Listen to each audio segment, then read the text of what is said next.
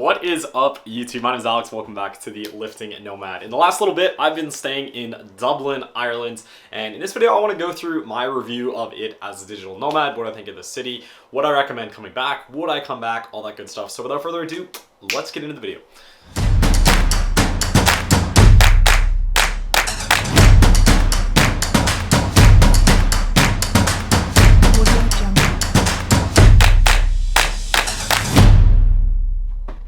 Okay, sweet. So if this is your first time watching one of my videos, there's basically a few things that I look for in terms of the cities that I like to digital nomad in. And basically those are 5 main characteristics. So that's lifestyle, safety, fitness, cost, and nightlife. Now, these things are all important to me because this is the kind of things that I prioritize when I'm trying to pick a place to stay for an extended period of time, what I look for in a city that I would potentially, I don't know, live in someday, or a city that I would consider coming back to. If you want to check out some of the other videos here, I think one of my most favorite cities of all time was Buenos Aires. That was one of my very first videos talking about actually staying there as a digital nomad.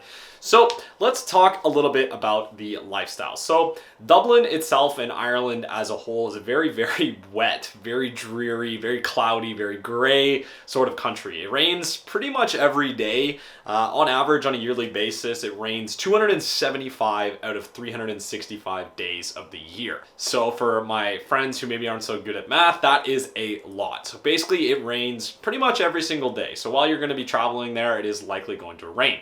And I've covered that in another video, what you should be packing, but essentially something that is water resistant, maybe a rain jacket, maybe some waterproof boots, that kind of thing.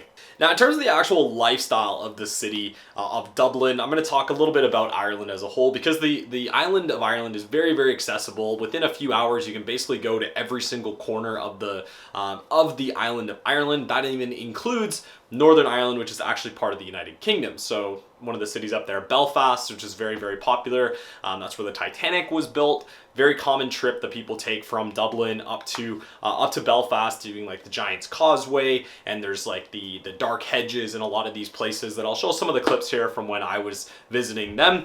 But the lifestyle, I think, in Ireland as a whole, and then I'll get a little bit more specific with Dublin, is very nature and outdoorsy focused outside of the main cities. Because there's such natural beauty here year round, they don't really get too much of a winter. It obviously gets a little bit colder and then a little bit warmer, but it doesn't really get down into, like, I'm Canadian, it doesn't get down to, you know, minus 30, minus 40 with a bunch of snow where you can't really go outside because it just sucks so badly. So a lot of people, when they're coming to visit, they're going to take some of these day trips outside of the main cities and go explore things like Northern Ireland, or maybe, you know, going to the west side. I went to Galway as well. So there's a lot of like really popular destination cities that people stay in. I would say Dublin is probably the most popular tourist destination here in Ireland, but there's, you know, a lot of options for you to do. So outside of just the pure nature and the beauty of the rural parts of the country, there is a very big focus around like pub culture here. It's kind of like the UK. Like I've been to England a few times, and it's kind of like that where, you know, there is nightlife and like nightclubs and that kind of thing, but the pub culture of having a pint mid-afternoon or after work throughout the week, throughout the weekend is just extremely common. There are so many pubs across Ireland. Dublin, Galway, there's entire streets that are just pubs on every single side of it. Guinness is like extremely popular here. I would say like back home, you know, we drink something like maybe Molson Canadian would probably be the closest, but even then it doesn't really compare because honestly like 90% of drinks that get ordered, or maybe 80%, are Guinness. That's just how it is. It's kind of like their cultural experience here. I had a few friends from Lisbon, Portugal, who are from Dublin, and they kind of introduced me to how these norms kind of are. So, you know, he was telling me like, if you want to go down to this pub and get a proper creamer, they pour some good mother's milk, and I didn't really understand what that was talking about until, you know, there is actually different levels of quality in pints you can get. Some of the places that don't pour like, you know, a really good head, or maybe their Guinness lines aren't as clean and they're not changing the keg enough, it's like a shitty pint. So it's funny to see the differences in real life, but there actually are. So pub culture is extremely important to these people, and being able to go down the street, sit on a patio, have a pint of Guinness. You'll also notice if you're here from like North America, they smoke cigarettes a lot more. Again, that's like very European, very similar in the UK as well. So just a lot of pints and a lot of like patios and pubs even when the weather's not great. Like I went to a pretty nice sort of cocktail bar with some of my friends that I met here, and it was raining. It was raining throughout the night, and instead of like here in Canada, if it rains, they just shut down the patio and then it's done for the day. Like they don't bother trying to open again unless like it drastically changes. But there they just kind of waited like 5-10 minutes. It stopped raining because the rain doesn't last long. It just does it and then it's done. Then they wiped off the tables and everyone just went back to like minding their business. Like it was wild to see the differences in how we would, what we would do if it was raining like that here in Canada or the US. We would just like call it quits, but they just, brush it off. It's business as usual, and then they just went back to getting the pints after it. So lifestyle wise, like I said, yeah, very, very pub heavy culture. In terms of the actual workforce here, there's a ton of technology actually in Dublin specifically. A lot of like companies like Gong and Shopify have actually offices here in Dublin. So a lot of tech companies, I think LinkedIn as well. So it is a pretty big hub of international tech talent coming from like Europe, who maybe want to get a little bit closer on the western side of like time zones, or just getting a bit closer to actually being to the East Coast. One of the main benefits I think of coming out here is if you're anywhere in North America, specifically on the East Coast, it's not too long of a flight, like maybe 5.5, 6 hours to get over here. Versus if you're flying to like Barcelona or something, it can be like 8, 9, 10 hours depending on where you're coming from, or even longer if you're on the West Coast. Now, of course, we'll talk about safety a little bit because that's always important to know. And this is, like, I would confidently say, where I was staying, I stayed in 2 different locations, and I'll show you again. These are the 2 places. I stayed at the Easy Hotel in Smithfield, and then I also stayed at Jacob's Inn Hostel, which is considered like the most popular, very nice, very big hostel actually. I would say safety-wise, is one of the safest like major cities I've ever been to. I was out till 4 a.m. some nights while I was here, and there was never any real issues. Of course, like, keep your wits about you, like any city you're in, whether that's Toronto or London, wherever you are in the world, there's always going to be people who are looking to take advantage of a situation. So, if you're out by yourself, drunk off your tits, and you're just like walking down the street, with your phone out at 4 a.m. with your Rolex or something, like, you may have some issues, but overall it's a very, very safe city, very clean city, very well maintained. Overall, I had never had any issues whatsoever. So I think safety, this is, as expected. That's kind of why I booked this trip. It was super, super last minute. It was just I booked on Tuesday morning and then I flew out Tuesday night that same day. So this was super last minute, but I knew going to a country where they speak English, it's going to be pretty safe. It wasn't like something I was worried about. So I just kind of picked up my shit and jumped on a plane. In terms of fitness culture, I went to 2 different gyms while I was here, and I'll show you the video of where I went as well. I didn't have anything inside the gym. They didn't allow to record, but they also had like F45s out here and some sort of commercial style gyms. I didn't go to any like powerlifting gyms, and the one that I did go to, it only had 1 bench press and no squat rack. So I'm not sure if I just didn't get to go see like better gyms. This was like true holiday for me, so I wasn't really nomading at this time. I was doing like, just kind of enjoying some time off and seeing some tourist things, but I still was looking at the city from the lens of a digital nomad. So that's kind of why I was leaning towards this way. But for me, obviously fitness culture is very, very important, and being able to find a good gym that's accessible. It wasn't very expensive. I think I paid €7 for a day pass, which like some places here in Toronto, it's like $40 for a day pass, which is pretty mental if you think about it. So overall, I don't think the cost was too bad. The gym itself wasn't great. If I was going to go back to Dublin, I would definitely do a little bit more research on where to go. This was the gym I went to in Smithfield because it was close to my hotel, but there definitely has to be, more of a larger sort of style commercial gym that I just didn't find in the time I was there. So that's kind of my take on it. In terms of the food, that kind of plays into how I talk about fitness.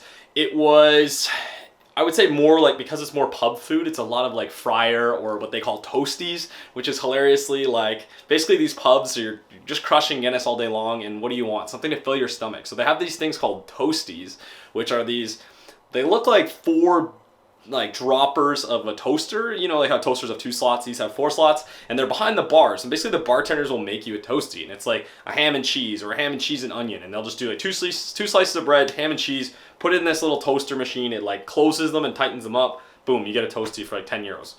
It's like you know, it's filling, it tastes good, it's like a little sloppy, greasy food.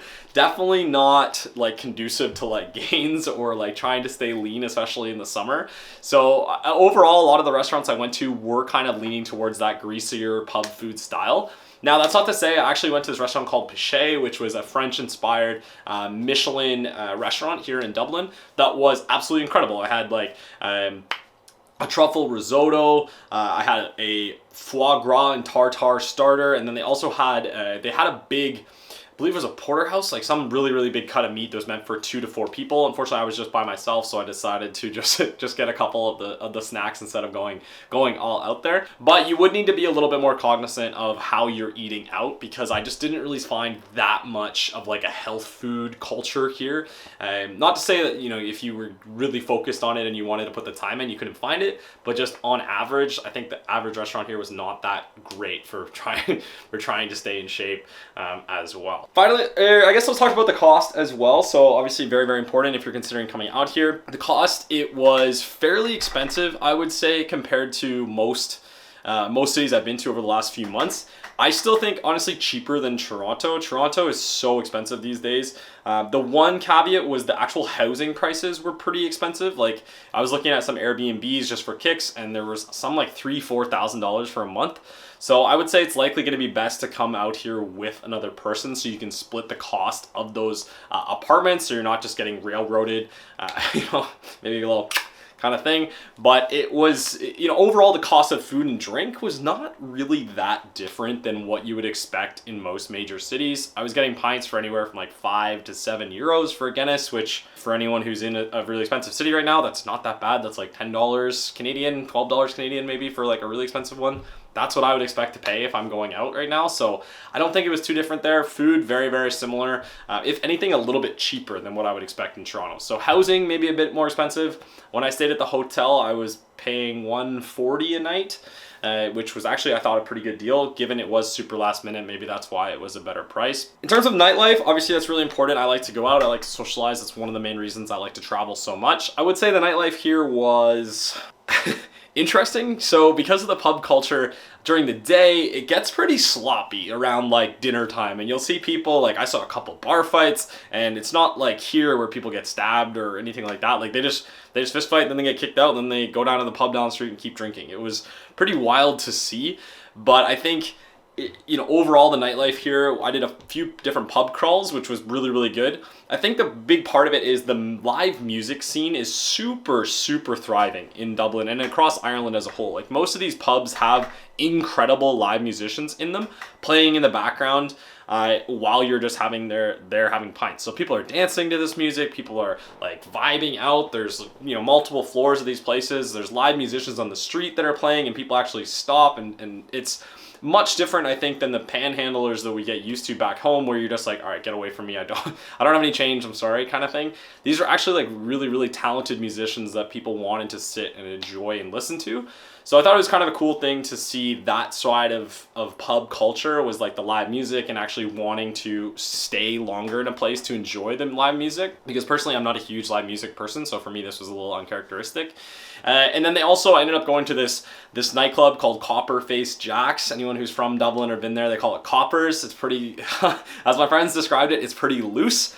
It was like, you know, a pretty amazing nightclub, I would say, and it's pretty famous. There's like a story of Justin Bieber trying to go there and cut the line, but this place is infamous for not letting anyone ever cut the line. So he actually had to go to the back, and he wasn't able to cut it, and that's like kind of their claim to fame, is that they shut down Justin Bieber at the door. So I think nightlife wise, I had a blast. If you come out here, highly recommend checking out the pub crawl. It was a blast. I paid like €14 at Jacob's Inn Hostel, and then it gets you like 5 drinks across the whole night, free entry to that Coppers nightclub as well. And then there's just like 100 to 200 people that you're going to go along with and meet. I met some amazing people and had an absolute blast. So highly recommend the nightlife. But that is basically my review of Dublin. I think it was a good city. I worked out of a couple co-working cafes. I would say more so cafes that had just like space for it. I didn't really get to go to a WeWork or anything like that, simply because, like I said, I was here on true holiday, so I didn't get to go dive too much into that.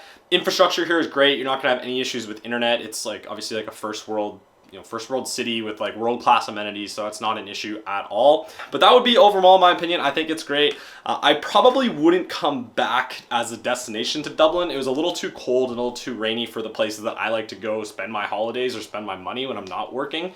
So I think I'm glad I did it. I had an absolute blast, and I would highly recommend if you've never been to go. But for me, I've been there, I've done it. I don't think I'm going to be going back to Dublin or Ireland as a whole. I had a blast, but I'm no hurry to go back and get rained on that much. So hopefully this video was useful. If it was, feel free to leave a like and a comment in the section below. It always helps the algorithm. But as always, my name's Alex. Welcome back to Lifting Nomad. We'll see you next one. Peace.